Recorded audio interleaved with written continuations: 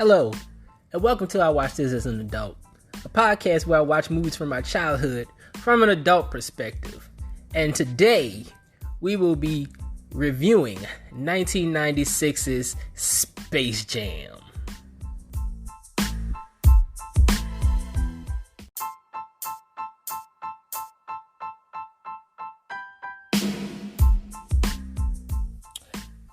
Alright guys, Space Jam, 1996.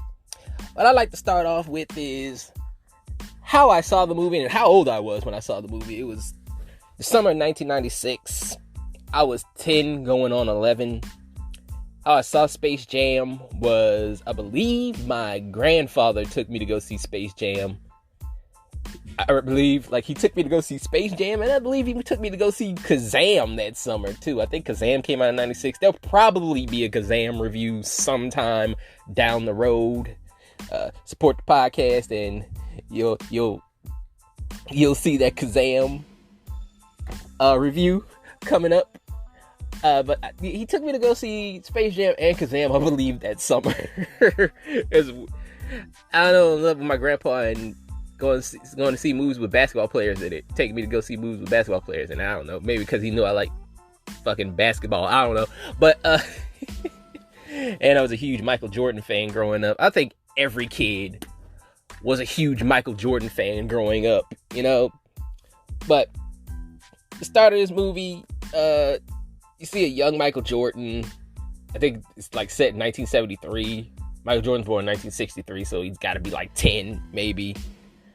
And it's a young Michael Jordan, and he's outside playing basketball in North Carolina. I forgot where Michael Jordan grew up in North Carolina. I think he grew up in Charlotte. Don't hold me to that. I think he grew up in Charlotte, North Carolina. I'm not sure. But you see young Michael Jordan outside playing basketball. His dad comes out there.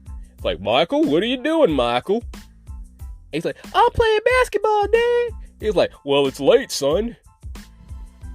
He's like, well, it's late, son. And he's like, well, let me play a little bit more, Dad. And then, he just goes to start playing, and his dad's out there talking to him, and it's pretty much young Michael Jordan narrating everything to the audience. He's narrating to the audience what older Michael Jordan's gonna do. You talking about playing on the championship team, say he's gonna play for North Carolina, University of North Carolina. He went on to do that. He went on to be on the championship team. He went on to play in the NBA. At this time, he wasn't a 6-time champion yet, because he didn't do that till 98. At this time, he was probably a 3-time, at this time, maybe. I think 3-time champion. Or 4-time. I think the Bulls had won a championship that season, because they got to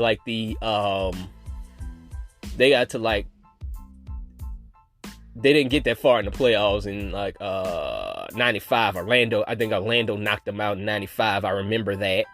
But I'm being a sports historian here. I'm sorry for fucking Space Jam. I'm sorry, but yeah, he's out there playing and just telling everybody, just telling the audience what he's gonna do. You know, and he's like, I'm gonna go play in the NBA. And then he said, after that, I'm going to play baseball, which I don't think that was in the cards. I really don't think that motherfucker wanted to play baseball for real. I think it was a ploy, and I'm going to get to that as this review goes on, what I think happened, the reason why Michael Jordan retired, and I'm probably going to talk about the reason why he did Space Jam. And it's for some nefarious, I think it's for nefarious reasons. Just keep listening, and you'll figure out why I think he did Space Jam and why he retired from basketball to go play baseball for a little bit. But yeah, he's just pretty much rambling off every accomplishment that older MJ has, and then he does the dunk, which I don't think he actually did, because he's 10 years old and the fucking goal was 6 feet tall. I don't think a 10-year-old could fucking get up that high. And then they hit you with the theme song. Come on and slam, and welcome to the jam. All that shit, and they show all the clips of Michael Jordan. And you get to it, and they get to the shit about Michael Jordan playing baseball, and he's trying to... Michael Jordan can't act. I'm sorry. Michael Jordan is a terrible actor. I'm glad this is his only movie. I really am. I'm glad this is his only goddamn movie because he's fucking terrible as an actor. He cannot emote, or if he does try to emote, he over emotes. Like he's just like over, and even like he's overwhelmed or he's underwhelmed. It's like either one. But the whole shit about him playing baseball is dry as fuck. He get hooked up with Dennis Nedry. That's what I call him. The actor's name is Wayne Knight, but he gets hooked up with him. That's his publicist. I've always wondered who that guy was. When I was a kid, I never knew who he was supposed to be. I was like, was he his manager? Was he his agent? Like, who was he? But he was the publicist. He was the publicist for the baseball team. He wasn't even the publicist for Michael Jordan. And I think about that as an adult. I was like, why would the publicist for the baseball team be around Michael Jordan so much? Like he's his manager. That's not what publicists do. It's so fucking insane. I don't understand why they had I forget the nigga name. What's his name in the movie? Stan. His name was Stan. I don't know why they had Stan around Michael Jordan so much. It just didn't make any sense. I guess I don't know. I'm looking too much into that. But and then we go to there's like a spaceship. There's some shit. No, the spaceship doesn't come in yet. We go galaxies far, far away or whatever, and you see Moron Mountain. First of all, the CG animation in this movie, it's 1996. It doesn't look good. It looks like a goddamn PC game. It looks like they made that shit with like Windows 95 or some shit. It looks like they made this shit with Windows 95. But they go to Moron Mountain, which is like a planet full of aliens, and they pretty much try to kill all the patrons that go to the theme park.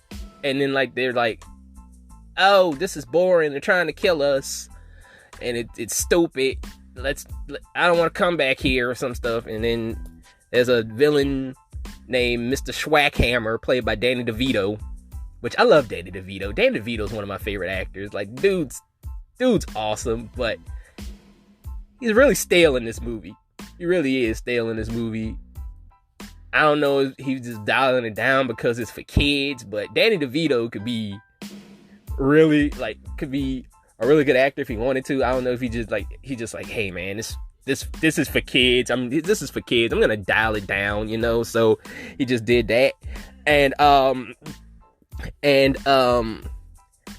so he plays Mr. Schwackhammer. And he has these little alien guys with him. Like, they're like little tiny little aliens. I think one of them is on heroin. I really do. I think like one of them, there's like a blue alien. I think the motherfucker's been chasing the dragon, like seriously. Because like he got one eye half open, he doesn't know where he is half the time. He's like, oh my god, what's going on here? I think they were trying to make him a pothead, but they got pot and heroin mixed up. So now he looks like a heroin addict. It's weird, but he tells Schwackhammer tells the little aliens, I guess they work for him. I don't know what they do for him, because they never are specific with anything in this goddamn movie. They don't really fucking tell a story in this movie. They're like, hey, it's for kids. Kids don't give a shit about story. Like, kids don't give a shit about storylines or some shit. I don't know. But for some reason, he sees the Looney Tunes. He's like, because he's looking for a new attraction. He sees the Looney Tunes, and he's like, I want the Looney Tunes. Go get them motherfuckers. And he's just telling them, he just telling them to go get the fucking Looney Tunes, and they go get they hop in the spaceship. This is where the spaceship comes in. They see the spaceship. Michael Jordan and everybody sees the spaceship. They see the spaceship fly by. It lands, it goes underground, and all that other shit. And they go through a Warner Brothers logo, and it's dumb as shit. It's pretty much. I'm just gonna cut to the chase. I'm just gonna cut to the fucking chase with this shit. All the Looney Tunes shit is boring. It's all boring. They try to make them wacky and zany, and I don't give a fuck. I don't even know if I gave a fuck as a 10-year-old about that. I'm trying to think if I even liked Space Jam as a 10-year-old. I think I did. I'm not sure. But I don't even think I laughed at anything that the Looney Tunes did. I don't think I did. But back to the story. Michael Jordan gets dropped off by Stan. I don't know why Michael Jordan would get dropped off by his publicist. And he lives in this nice, modest-ass house, which I know Michael Jordan would not live in. And it's like Michael Jordan's suburban dad. It's just like everybody in the neighborhood knows Michael. They're like, "Hi, Michael. Hi, Michael." And I was like, dude, Michael Jordan lives in this fucking neighborhood and nobody ain't trying to kill him or rob him or anything like that. Come on, man. You're like, he ain't got no security gates. He ain't got nothing. This is Michael Jordan, the greatest basketball player of all time. Nobody tried to get at him. I find that hard to believe. He has his kids. He has his wife, Juanita, played by Theresa Randle. Ooh. This movie could have did with a lot more Theresa Randle. I love me some Theresa Randle. I'll probably do a lot of movies on this podcast with Theresa Randle in them because Theresa Randle was in a lot of movies in the 90s.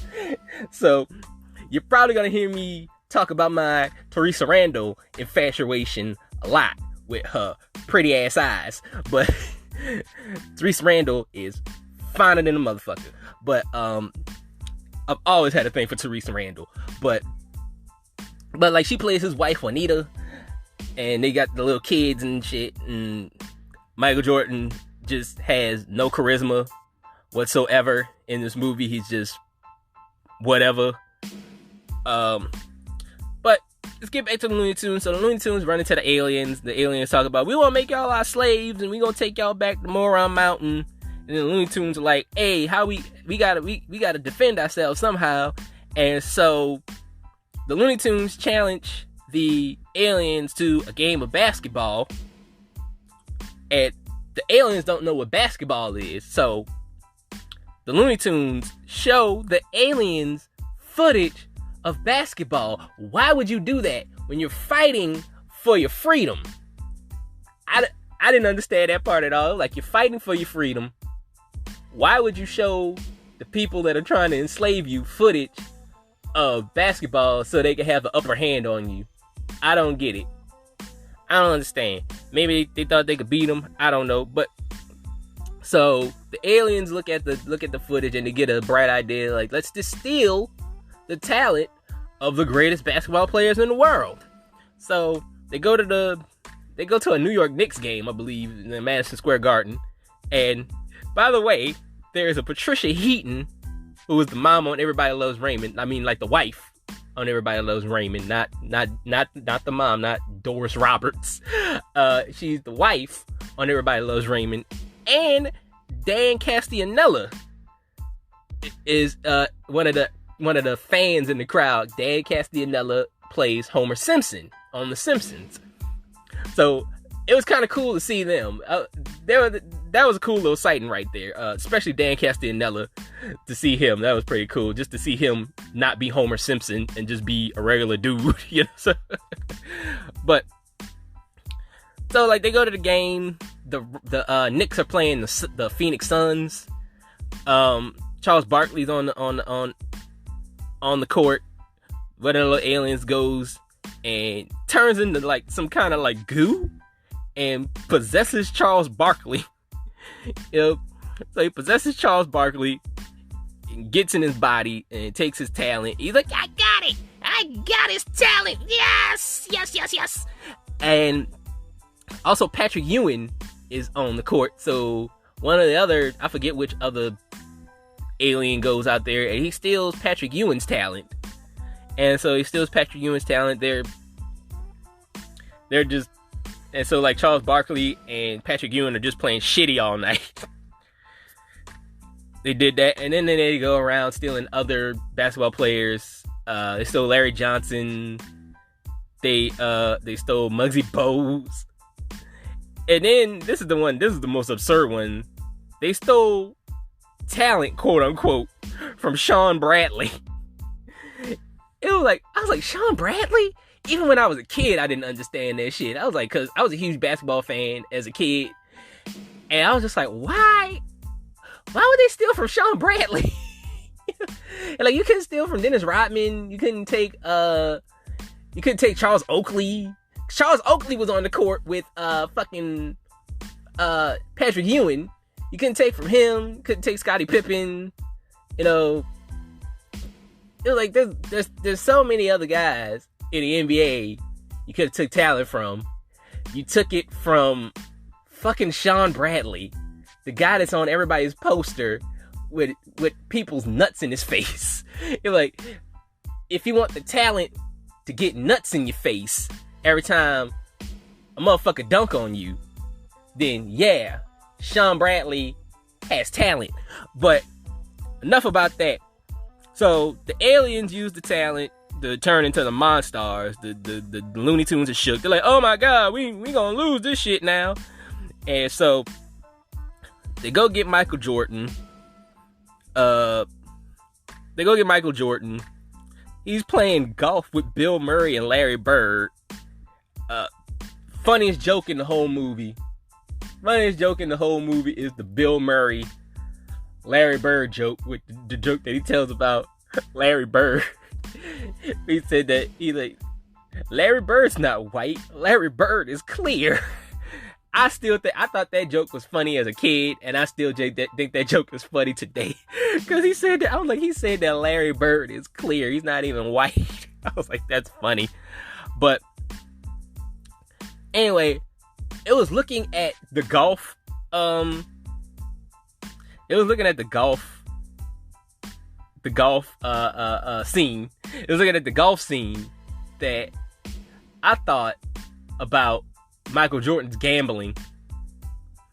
I don't know why. It just popped in my head. He's playing golf because Michael Jordan was a huge gambler. He liked cigars. I think he liked to go to strip clubs a lot. I think, and he played golf a lot.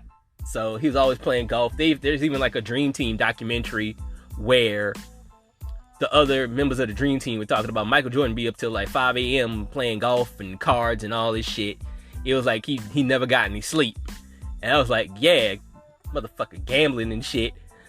So that's what made me think about Michael Jordan's gambling.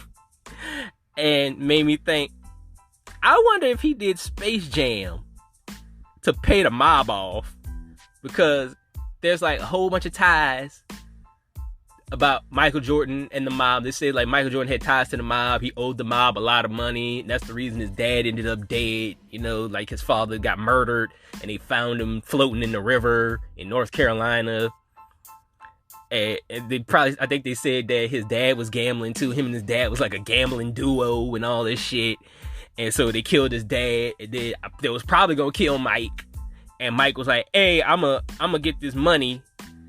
Let me do this movie. I'm gonna retire for a little bit and let me do this movie. I'm gonna do this movie Space Jam and pay y'all off. So, like, that's the reason I think he did Space Jam. And I think he really doesn't give a shit in this movie, because he is just phoning it the hell in.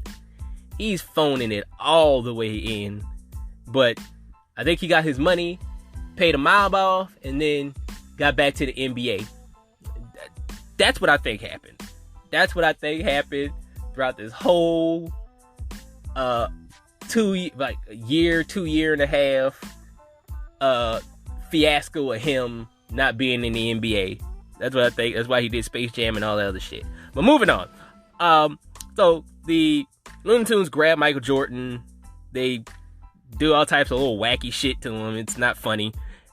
And so they go, like I say, they go too overboard with the Looney Tunes. Like, they go way overboard with the Looney Tunes, and it's not funny. Nothing that the Looney Tunes do in this movie is funny at all. Monstars show up. They do a little thing where, like, they meet Michael Jordan. They ball Michael Jordan up into a basketball and dunk him. And I was like, how is he not dead? But they explain that later on in the movie. They didn't explain it there, but they explain it later on in the movie. It's convenient for the plot. But there's also a scene. There's another scene I want to talk about in this movie. There's a scene with Charles Barkley. He's walking down the street, and he passes like a basketball court, like a playground basketball court, and he's looking through the gate, and he's looking at these little girls play basketball, like these teenage girls play basketball, and Barry White is playing in the background, and I was like, that's a little disturbing. He ends up playing ball with the teenage girls. It's like to show that, like, he doesn't have it anymore. And that scene's actually kind of funny. Because I'm like, Charles Barkley is fucking gold in this movie. I wish he had more scenes. I wish this movie was about him. Because Charles Barkley is the only one of the basketball players that has charisma in this whole entire goddamn movie. Patrick Ewing ain't got no shit. He ain't got nothing in the tank. Muggsy Bogues ain't got nothing. Larry Johnson ain't got nothing. Sean Bradley doesn't even get any fucking lines. Sean Bradley is just there. Just like his basketball career. But Charles Barkley is, I wish they had more scenes with Charles Barkley. That would have been dope. But they got Lola Bunny. I don't understand Lola Bunny. I'm like, who is she for? They got her coming up in there sexy with the Daisy Duke shorts on and shit. I don't know. That shit was kind of weird. Moving on. Michael Jordan says that he needs his basketball gear because he didn't have his basketball gear. Bugs Bunny and Daffy Duck break into Michael Jordan's house through a rabbit hole or some shit, and they go get his shorts and shit. They don't wake up Michael Jordan's wife at all. They wake his kids up. They don't wake his wife up, which, if I'm Michael Jordan's wife and my husband hadn't come home, I know he doesn't have a game, I'll be like, where the fuck is my husband? By the way, I don't get it, but they even throw some Disney shade at, I kind of forget what they said, but they said something about Disney, because they're like, what type of Mickey Mouse organization is this, or some shit. I was like, I forgot what they said about that. But yeah, they break into his house to get the shorts, and it's nothing. They're really, like, the last hour and a half of this movie is just fucking dog doo-doo. Michael Jordan's an asshole to the Looney Tunes for a little bit. They go play the game. They only had like one practice though. They only had one practice. And then they go to play the game, and then they get their asses kicked. Probably because they only had one practice. Like, you gotta practice multiple times. I don't understand this. But anyway, they're getting their asses kicked. Bill Murray shows up at some time. Bill Murray actually spices this movie up a little bit. You know, he brings the morale up of the movie a little bit, even though he's in it for maybe 15 minutes. And Bill Murray's funnier than the Looney Tunes in Looney Tune Land. He just upstages the Looney Tunes. That's why Bill Murray is the greatest. But all intents and purposes, they beat the Monstars. They get their freedom and all this other bullshit. It's like the storyline don't even fucking matter. Michael Jordan comes back. His wife is not concerned at all. The husband's been missing for like 3 days, and you're not worried about where the fuck he is. The kids have to tell her, like, oh, he's playing another game. And she's like, what other game? And like, your husband's been missing for 3 days. You don't give a shit. Like, he could be dead. You don't know. But yeah, that's that. He goes back and plays baseball, and then he gives the other NBA players their talent back. There was no help for Sean Bradley because Sean Bradley was whack before the Monstars did anything to him. But yeah, man, this movie's whack. I'm sorry. I went back and looked at this shit. This movie's fucking terrible. When I was a kid, I did watch it a lot, but I think I watched that shit out. I watched this movie out of obligation. I was like, oh wow, Space Jam, yeah. And now I look at it, I'm like, I will never watch Space Jam ever again. This is it. This is all I need. I don't need Space Jam in my life. I really don't. So they sold the hell out of that soundtrack though, which is not that good either. Soundtrack's not that good either. I like Hit 'Em High, which had like LL Cool J and Busta Rhymes and Be Real. It was on Coolio and Method Man were on that track too. I like that song. That song is fire. I still listen to that to this day. I forget that it's a part of Space Jam, but everything else is I don't give a fuck about. Rating. If I had to give this movie a rating, I'd give it a 1. Like I said, this is not a movie I would go back to ever again. That's pretty much it. Those are my thoughts on Space Jam. Come back next week. I'll have another movie to review next week. Until then, peace, everybody.